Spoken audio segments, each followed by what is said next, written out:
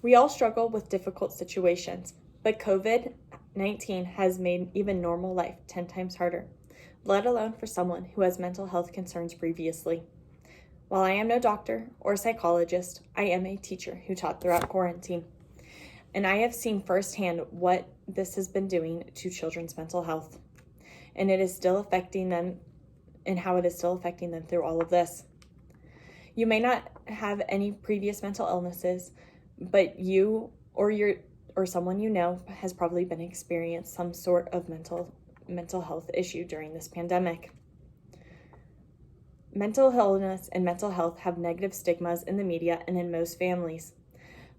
But because of this, it needs to be normalized because this pandemic has obviously brought out more mental health concerns than normal. And because of this, people who have not been taught how to deal or express emotions may be struggling more than one may now. The pandemic is hurting children across the country, mental health across the world, and in some senses are deadlier than COVID itself. The lack of social interaction can be damaging and can spur mental illnesses. Certain countries have now been trying to use their power to get resources out to people who may need it and are not able to go out and get it because of quarantine.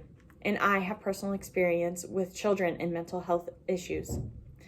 First, we're going to talk about the lack of social interactions and how it may be damaging and what kind of damage it is bringing.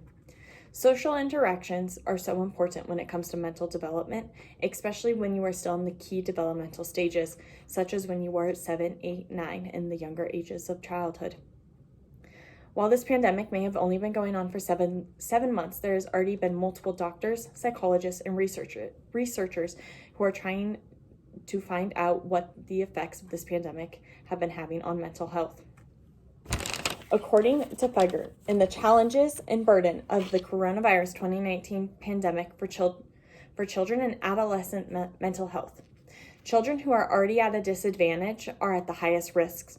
These are the children who are mostly from low-income families and environments, who now have the stress of families being laid off and may not be able to even put food on the table for that night.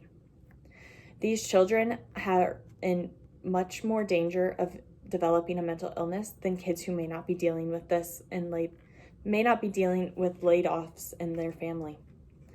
Also, when interactions with humans are only limited to family members and close relatives, it can become dangerous to the mental state of one because of unhealthy family relations or an abusive family situation. These situations are extremely straining on one, but it can even become to the point of deadly. Because of this, some countries have now been trying to use their power to get resources out to people who may need it. Resources are so important in order to help others gain and maintain a good mental health. With school not in session or therapy sessions going on, people who need help are not able to get that. And that is why countries and different countries and governments are now finding ways to get resources out to their citizens. Brazil, according to the Pandemic Fear by F. Ornell, have been giving out resources to help maintaining mental health. Some suggestions and resources they are giving out are different psychological techniques, meditation tips, and ways to be in tune with your body to know when to stop. This is Brazil's effort to make sure that their citizens are taken care of as much as possible during this difficult time. But they are not the only country that is doing this. The UK has also established a very similar situation. In 1919, when the Spanish flu was at large, the suicide rates in the UK rose continuously. And now, with the Spanish flu having similar effects as the coronavirus is, the UK has made a task force that is able to help prevent the rise of suicide rates again. These countries and many more are realizing how difficult it can be in isolation and are using their authority to attempt to help their citizens find the help that they need and make life as bearable as possible. Mental health as a whole needs to be realized as a society, that it is something that needs to be talked about and be more aware. Mental health is not something that just affects teens or adults. It is also something that affects children. I have seen firsthand some of the effects that it has been having on children, and they may not react normally as teens or adults may, but they are still reacting. One situation that may happen on one side of the spectrum is when kids are overwhelmed or they do not understand what is going on, they will go into mental breakdowns and shut down completely.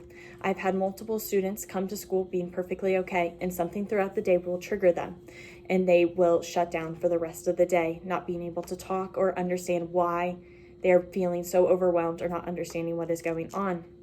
Another side of this spectrum is when kids will break out into screaming fits or kicking fits, or will act irrationally with their body, and they will use aggression instead of trying to express what they are feeling.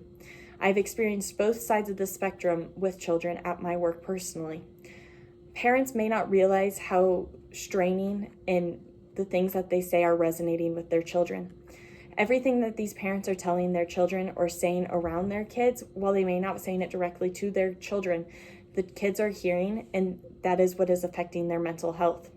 It is important for kids to understand what is going on in our society, but it's also important for parents to make sure that they are checking up on their children, and their children are getting the help that they may need, and making sure that they understand while not feeling too overwhelmed and scared, because that is what will happen if you don't clarify what is going on.